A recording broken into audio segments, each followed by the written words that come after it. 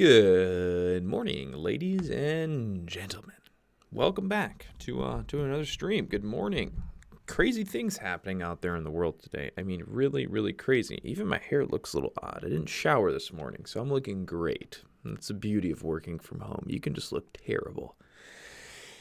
But then again, when you get on YouTube and you have people staring at you, maybe you should take a shower in the morning. Maybe, just maybe. All right, good morning, guys. Hello, hello, hello. Shalom. All right, so as you can see by the couple stocks here in the watch list, pretty much all of them are either, well, not all of them are penny stocks. One of them is not a penny stock, but the other two are. But some crazy movement's been going on. We've been seeing a lot of activity in the penny stocks, a lot of these kind of bigger running type stocks, and a lot of them have to do with cancer-related positive news. So kind of interesting. Last year it was that last year? Yeah, last year. I feel like, last year, like December time, it was all about the marijuana stocks, I believe.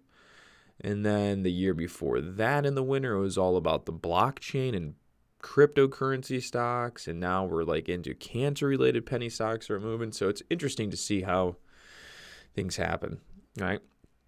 So anyways, let's get into it. So we'll first start with ARAV just because that's the first one on the list. And haven't seen it in quite some time, but we'll see what's going on. So yeah, this thing exploded this morning out of nowhere.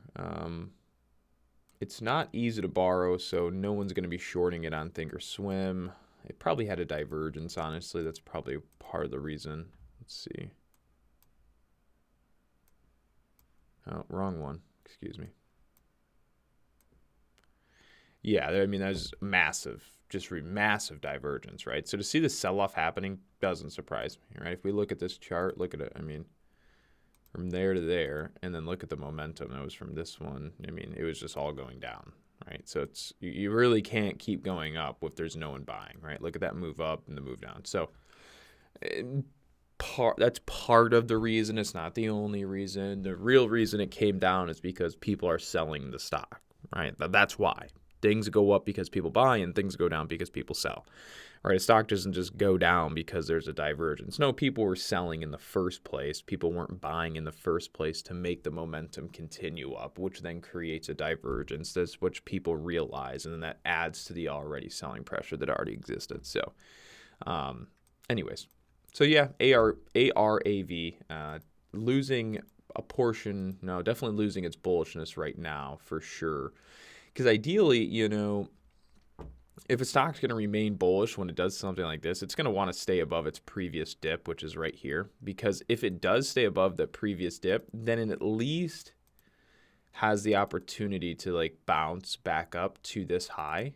And if it holds and then breaks over, then we can keep moving, right? But if it doesn't even hold this dip here, then that's definitely a sign of weakness, right? Because if it can't even hold this dip, then it doesn't even give the stock the chance to go back up and create the bearish head and shoulders pattern. Remember that, right? So this is a bearish pattern.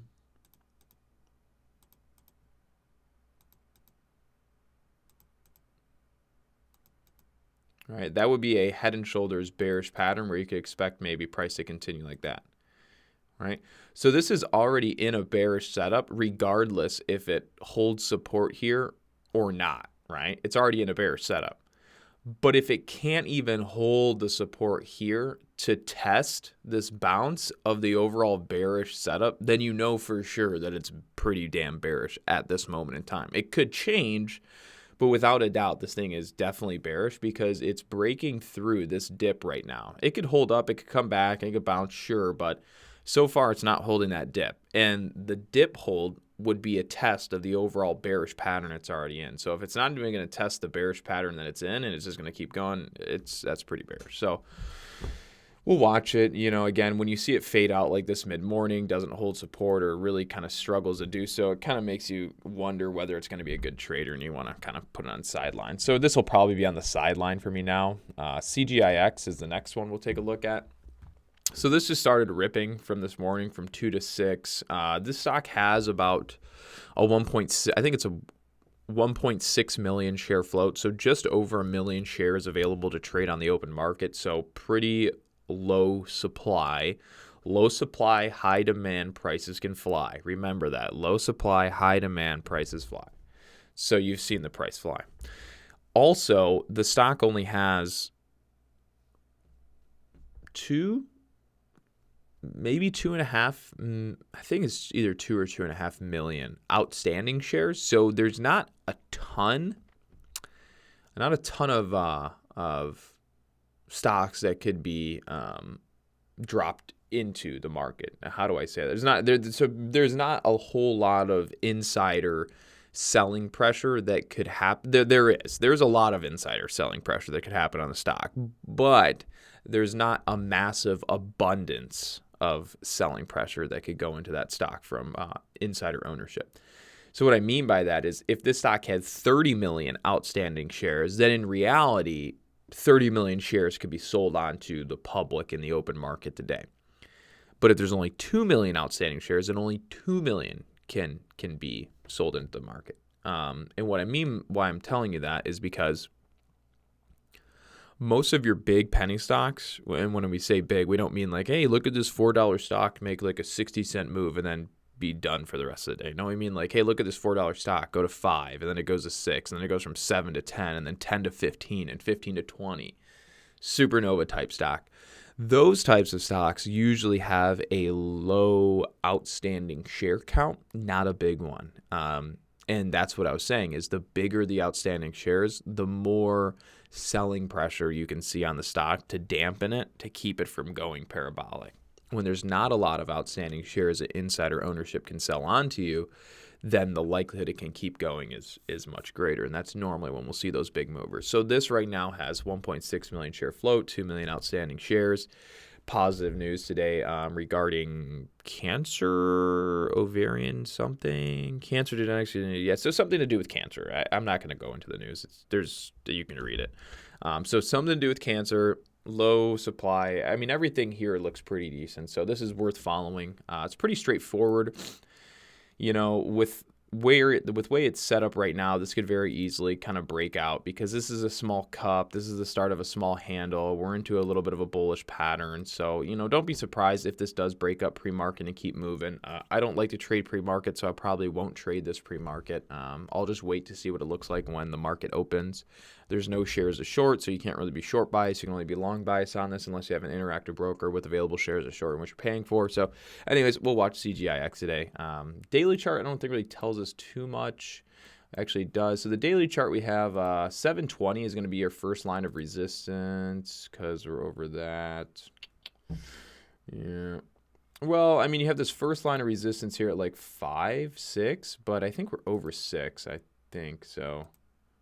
No, we're below 6. So you still have kind of like the $6 mark resistance, and then you also have resistance at 795. But before 795, you'd want to mark off resistance here at about 720, which is the 200 moving average here on the daily chart. 720 could be a very well respected resistance point. So that's what I would watch for, 720 mark initially for a price target if this wants to continue moving up. Okay, good. I'm going to get to my last one here, and then I can finally go to the comments and questions. All right. Stock I. I is going to be my main watch for the day. Not in it yet. Really debated getting in. Probably should have already bought it on the retest there at 675, but I'm such a gentleman that I came onto YouTube to show you guys, so I didn't get to do that. But anyways, I is the main watch for me today. If it keeps performing the way it's been performing pre-market, then by the time market opens, I probably won't even be trading it because most of the move will probably already have been done. Which then people would say, well, why don't you trade pre-market? Because I just really don't like trading pre-market. The way the spread works, the way buyers and sellers work, how to get in, it's just not as fun for me to do that. It's more of a challenge, it's more stressful, and I just like to avoid it. But if you're not familiar with the stock I, here's the daily chart. Yeah, you can see it just gotten pummeled recently from 2027 all the way to 555 yesterday, low of 555. So yeah, I'm looking at this for a bounce. Right now, pre-market, we're picking up pretty well. So why would I be wanting to watch this long bias today? Why out of all days today me be long bias? Well, for one, if you look at the trading day from yesterday, you may not be able to see it on a 5-minute, so I'll put it on a 1-minute chart, and we'll go look at yesterday. All right, look at yesterday. Look at this down move, right? So this is moving down pretty aggressively. Then just look at the chop. There was also a divergence, right? If we draw this out, I mean, hold on one second. There was definitely a divergence pretty much from here down. You might not be able to see it too well, but from there down, we were trending up all day yesterday. Till we broke out here, and anyways. So there's a nice kind of consolidation chopping hold on that down move. So it looks like we might be seeing some kind of accumulation of shares there. Same thing happened right here down at the VWAP. We kind of saw some choppier grinding trading, looking like we're accumulating some shares. Same thing here, looks like some share accumulation just by the way the stock's trading. And then today, you can see we start open with a nice gap up, and now we're getting over some of this top tick resistance. Hold on, let me change up the drawing tool. So now we're getting over this resistance, right? That's, again, where I should have been buying today, but I'm a Sally, so it didn't happen. Right, we're getting over the opening price of yesterday, which is a strong resistance. You can see it held there, pulled back, bounced back up, right? So it's very well that this is on the long move for the day, and by the looks of it, it might even just continue squeezing pre-market, and I might not really get much of an opportunity to trade it. So today I'd probably have a price target of at least 8 to look for a move over 8 on the stock I. So anyways, that's all. Those are all the stocks. There's more that I'm watching, but those are kind of the 3 cool ones this morning. Okay, ARAV maybe down. So why is your course price so low with so much information and such high quality? Because I just don't rip people off. I just give everyone a fair price. Yeah, that's just it. I just charge a low price. Oh, simply it. Yeah, I mean, everyone, well, really, this is the way it works, right? I mean, the more money you charge, the more money you can make. That's just pretty much it. It's pretty straightforward. You know, and the only thing it takes to make a course is knowledge and time. So you do put a lot of time into, you do put a lot of effort, but other than that, there's really no overhead. I mean, it's not like you're buying cardboard boxes. It's not like you're buying, you know, constantly buying pens for the office. You know, it's pretty much once you make it, it's a self. I mean, it does the work itself. So I didn't feel it necessary to charge an ungodly amount of money for something that shouldn't be charged an ungodly amount of money. And then for 2, there's really no overhead. You're not storing any products. You know what I mean? So, yeah. Candlestick pimp. What's going on? I had my eye on I for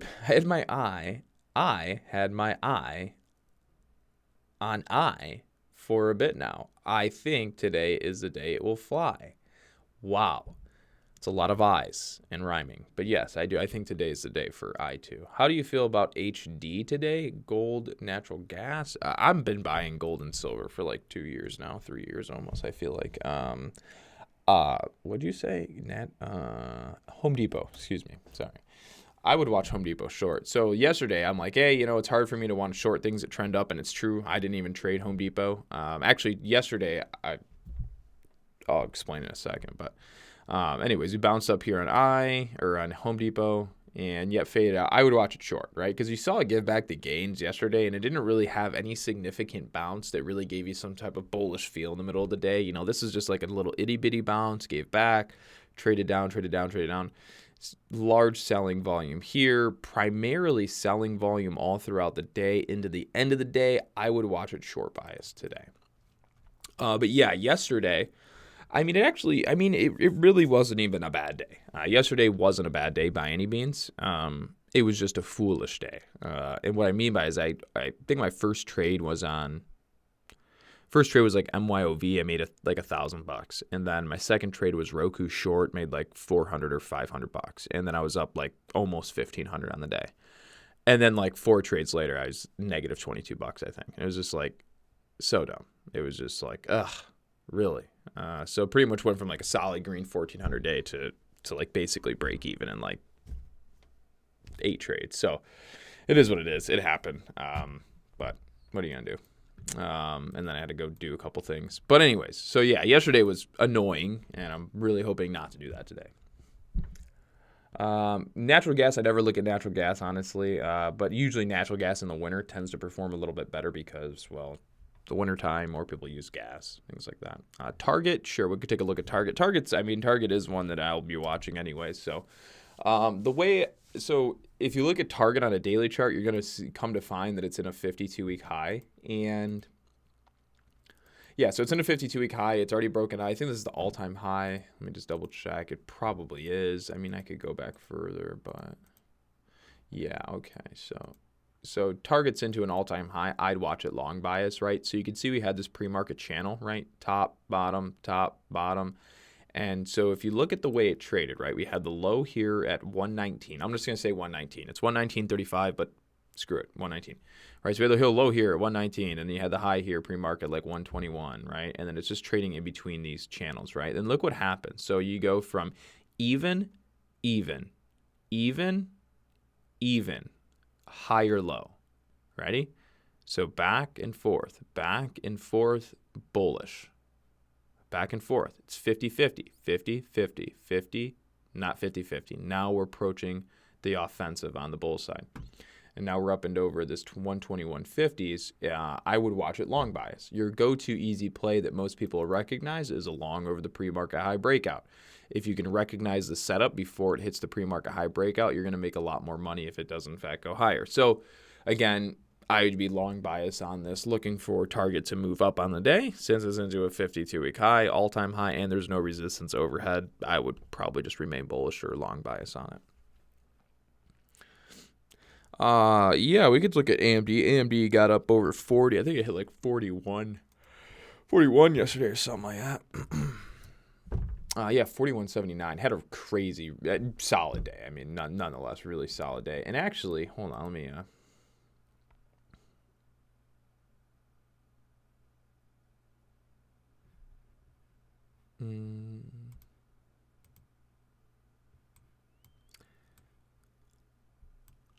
Yeah, never mind. I would just, hold on just a second.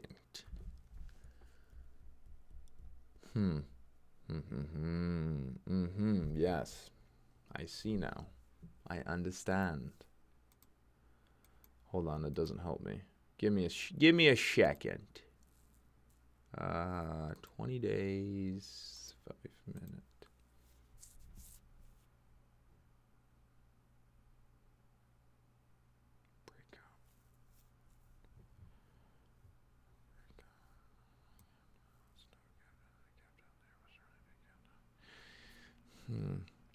Yeah, no, today's a little interesting with with AMD. Hold on, let me check something else. Haven't really taken a big peek at this. Okay. All right, it's starting to make sense now.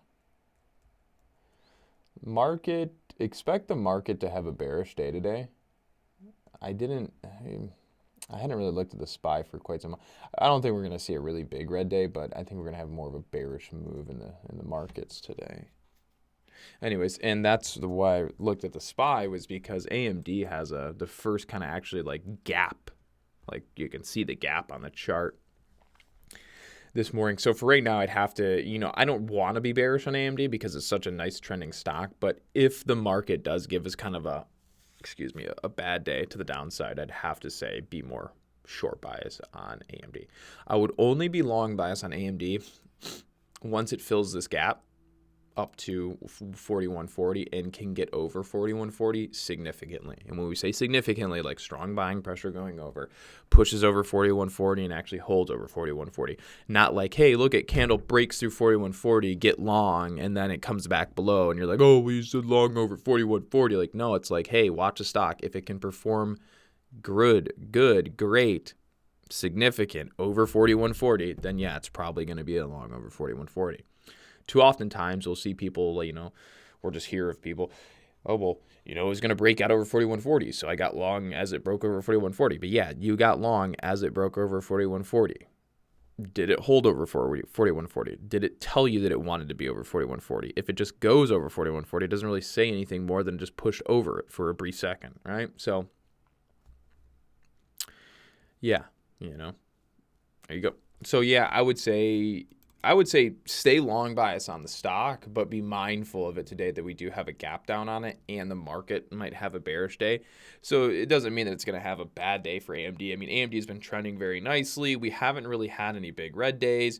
So the best way to try and catch like a downside move with AMD would be just wait for a really big bad day to happen on AMD, and then the following day will most likely be bad too, and you'll kind of know when it's topping or trying to have a corrective move. So for right now, I'd stay long bias on it.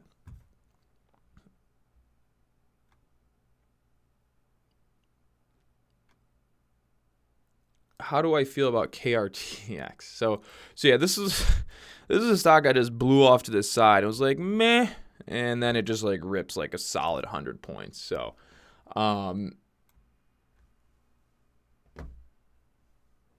mean, yeah, when you look back, you're like, man, if I just would have bought 1,000 shares, it's like I just would have made $100,000. True, for sure.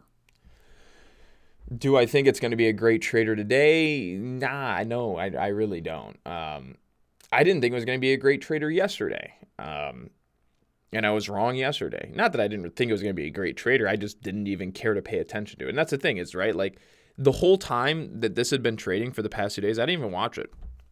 Had no care in the world. Didn't really pay any bit of attention to it. And should I have? Probably should have, looking back now. Am I mad that I didn't? Not really. Was I bothered that it had a great day and I wasn't watching it?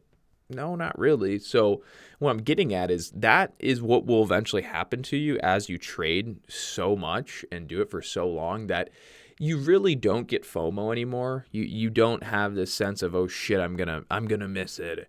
Oh my God, that was the best stock ever. It's like, no, it's not really, because eventually you learn that for trading, your job's not to just catch them. I mean, yeah, you want to have great trades and big wins and big movers, but your job isn't to catch big runners and make the most monstrous trade. No, it's to be consistent, to come in and do your job every single day the way you know how to do it and make predictable, high probability trades.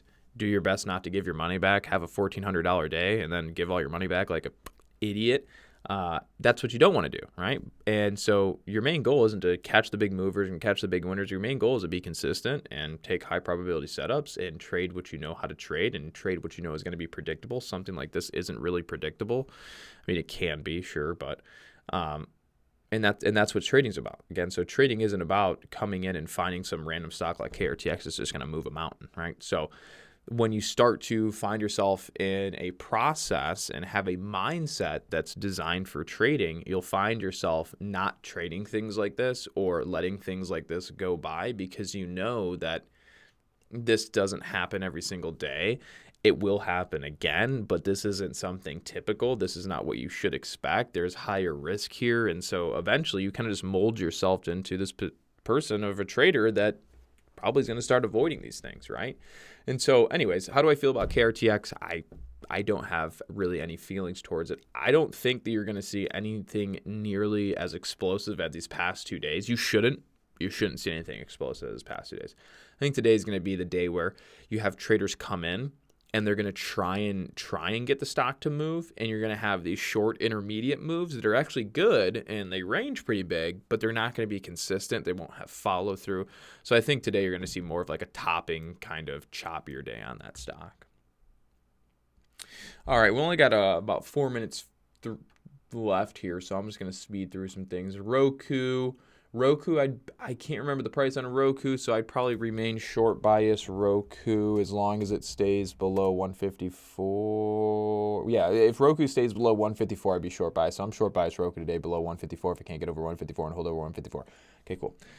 All right. Good morning, Josh. Yeah, Uber, Twitter, Snap. ARAV is one of the ovarian cancers. Yes, you are correct. Why does it do that? All right. Hold on. All right, good stuff. Urban Outfitters, URBN, we are going to be watching that one. That's an earnings play. It's got support about 24. Probably be looking for a bounce if it can't hold over 20. If it can hold over 24, I'll be looking for a bounce over 24. TGT below out of the quarter, yes. MYOV, wow. Haven't seen MYOV this morning for a bit, but I mean that's also another one to keep on watch. What's up with AMRN? I mean AMRN had the positive news again. It jumped up to like 24.25. We said not to be buying it up at 24.25. It's mostly going to pull back, and it's been pulling back. So now you'd be better off to start watching AMRN more like on the long side after it's had like a 2 or 3 day correction. What do you mean by accumulation? Like people buying shares, like accumulating shares, kind of picking up shares, buying them at low prices. Yes. CGC did have a bounce day yesterday. Same with Cron. Pretty much anything marijuana related had a pretty decent day yesterday, and now they're kind of popping up today. Those would be a good option to watch on the long side because there is the news out there in the market that the feds, the government is looking at passing a bill that would legalize marijuana nationwide. So there's positive news in legislation. There's positive legislation potentially going to getting passed that would help the marijuana market. So you're seeing a lot of the stocks pop right now. So watch those two.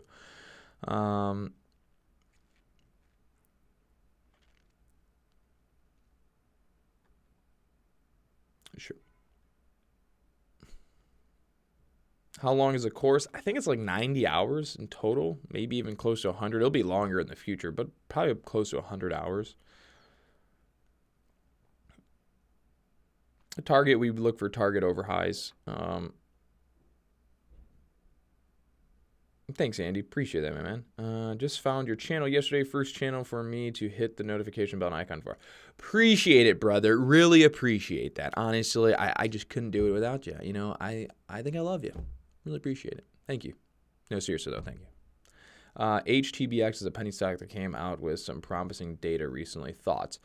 Davey, Mr. Dugan, not to be a jackass here, but if HTBX penny stock that came out with promising data in news recently was really a thing to pay attention to, it probably would already be moving, and that's what we usually come to find.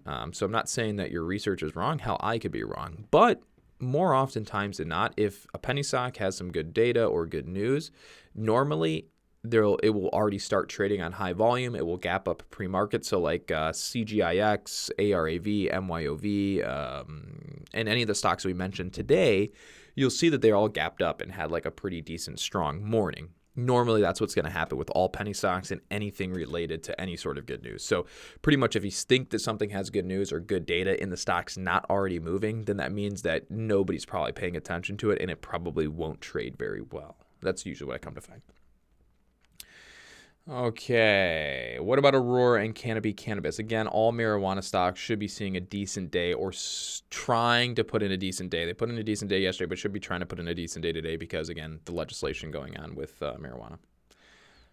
I'm up 39% on AMD. Should I sell or keep holding? Well, so what I would do is I would sell like 75, 80% of the position and lock in my money.